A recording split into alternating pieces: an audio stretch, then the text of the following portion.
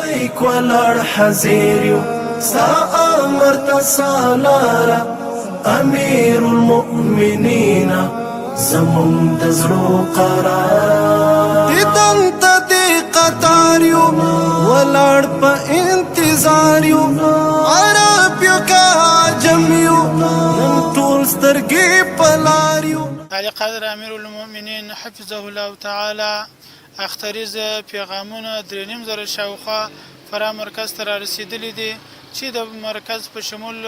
11 ولسوالیو ته او عام ولس پورې رسیدلي دي د ولس د طرف څخه یې هرکلی سوی دی. امیر المؤمنین صاحب د اختر په مبارکیانو کې د ملت د پاره په ډیر ترحم ډول خپل پیغام وړاندې کړی دی چې په هغه کې په لومړي قدم کې علما کرامو ته توصیه پکې شوي دي ځکه چې علما د دې جامعې پیشوایان او امامان دي د دغه جهته امیر المؤمنین صاحب علماو ته توصیه پکې کړې ده مسؤلینو ته یې توصیه کړې ده تر څو ټول ملت سره په شفقت ترحم او په مهرباني سره خپل مسؤلیت ادا کړي او همدا ډول ټولو کارکوونکو ته یې دا ویلي دي چې د مسلمانانو سره او د مسلمانانو کارونه په صحیح ډول وکړي لا تر دې څه چې امیر المؤمنین شیخ الحدیث صاحب حضرت هبت الله خونزاده صاحب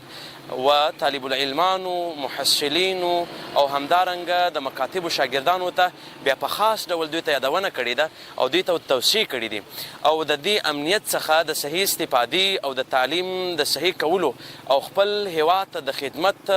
جوړولو او خدمت کولو توصیه کړي دي. طوری که همیشه ما و شما شاهد اینه که امیر المؤمنین حفظه الله هر سال با ما و شما پیام تبریکی عید داره. امسال هم همو تو پیام تبریکی عید داره. امیر المؤمنین یک نقطه اشاره کرده که اینه که باید ما و شما علم بیاموزه و از این فرصتی که ما و شما فعلا داره فرصت اینه که ما و شما به